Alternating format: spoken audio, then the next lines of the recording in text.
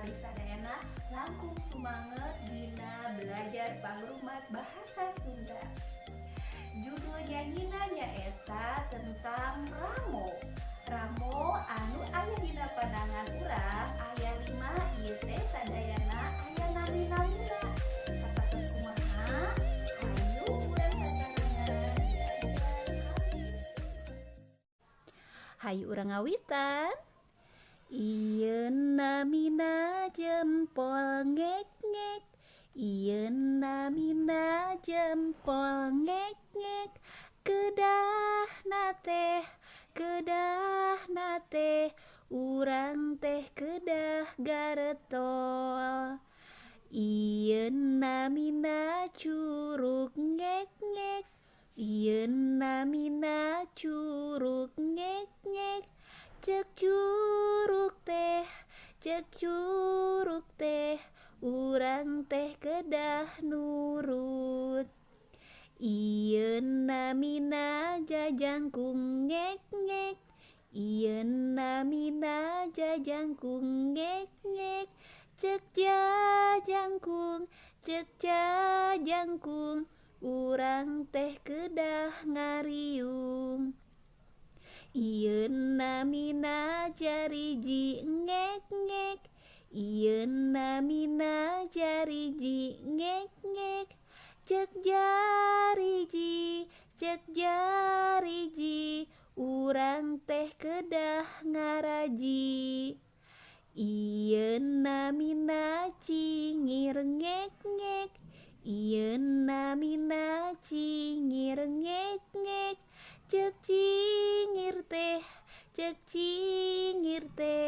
urang teh kedah malikir. Kumaha atos terang ayeuna mah naon nami-namina ieu Ramo teh? Alhamdulillah sae pisan.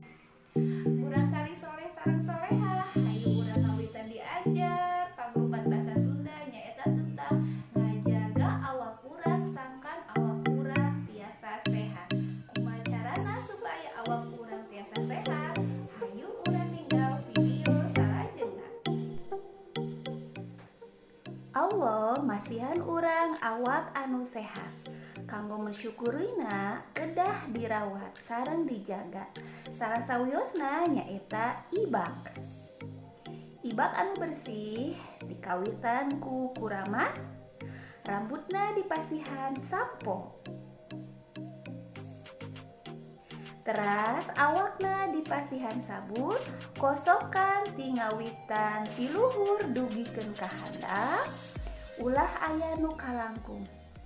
Upami atos beres, diguyur deui nganggo cai dugikeun ka bersih. Salajengna kosok waos urang. Ngosok waos pikeun ngajagi kabersihan waos.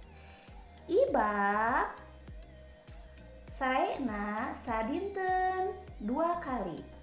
Upami ngosok waos saena saatos mam sareng bade bobo.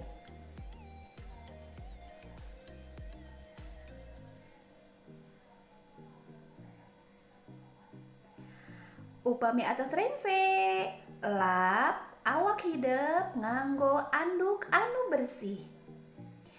Dikawitan tina mastaka, sadaya awakna dugikeun kana sampean. Selain ibak anu bersih, urang oge perlu tuang mameun anu sehat tur saimbang.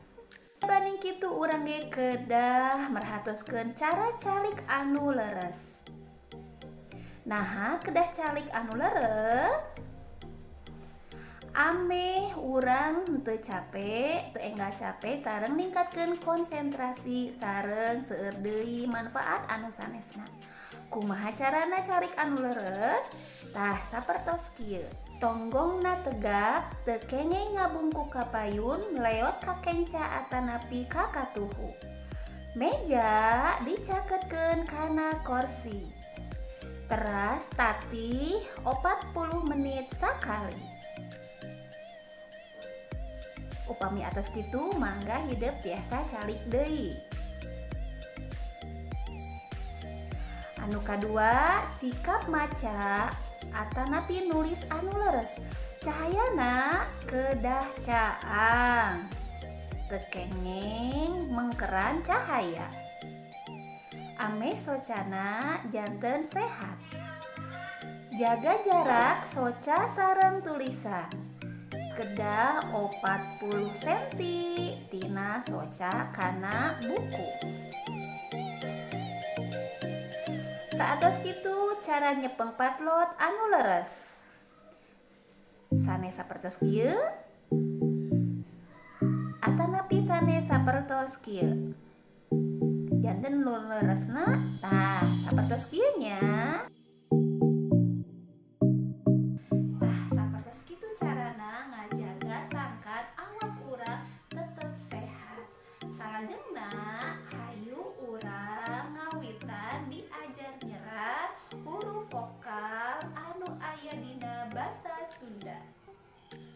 Dina bahasa Sunda, huruf vokalnya hampir semuanya sama dengan yang anak-anak ketahui, yaitu huruf A, I, U, E, O. Akan tetapi dalam bahasa Sunda ada dua penambahan huruf vokal, yaitu huruf E dengan huruf E. Seperti apa huruf E dan huruf E? Seperti ini. Yang ini namanya huruf E, namanya E curek. Kalau yang ini namanya huruf E. Huruf E itu adalah huruf E dengan huruf U digabungkan menjadi huruf E. Pembacaan huruf E curek yaitu dengan cara bibir anak-anak ditarik ke samping kiri dan kanan sehingga bisa mengeluarkan huruf E. Coba anak-anak bisa ya? E. E. E. Bagus sekali. Kalau huruf E. E. E. E. Bagus. Sekarang contohnya huruf E itu yaitu pada kata entong, ember. Bagus. Sekarang untuk huruf E contohnya untuk kata simbet atau sirem. Nah, seperti itu ya anak-anak. Sudah bisa ya? Insya Allah biasa. Ayeuna urang diajar cara nyerat huruf E curek sareng huruf E. Sapertos kumaha? Hayu urang sasarengan. Barudak mangga hideuk sadiakeun panghapus buku patlot sareng panggaris. Urang bade ngadamel huruf E sareng E. Huruf E sareng E nyaeta huruf anu henteu berleher sareng henteu aya ekor. Urang ngawitan ngadamel garis heulanya kumargi hurufna teu kenging kanu garis kaluhur atanapi teu kenging kanu garis kahandap. Dipasihan garis sapertos kieu. Garis-garisna ipis teu kenging kandel teuing.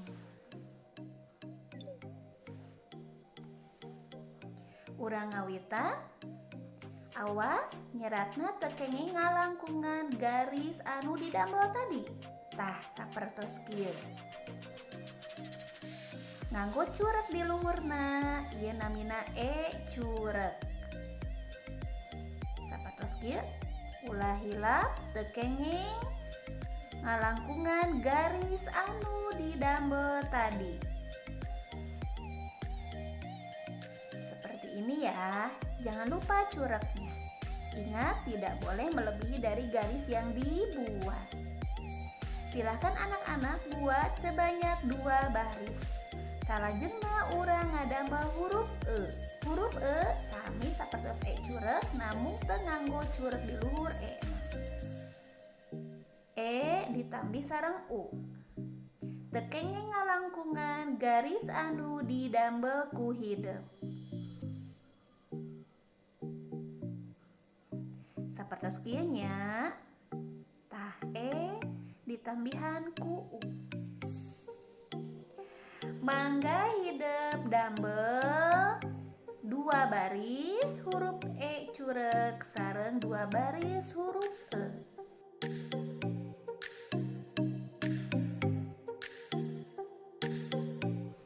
Urang kali anu soleh sareng solehah rupi nama ku hidep parantos rengse nyerat huruf E curek sareng huruf E, berarti pembelajaran pangrumat bahasa Sunda dinten ieu parantos rengse. Bu guru undur pamit, mudah-mudahan urang sadayana dipaparinan yuswa kanggo patepang deui dina video pembelajaran pangrumat bahasa Sunda minggon payeun. Bu guru undur pamit, hatur nuhun, wassalam.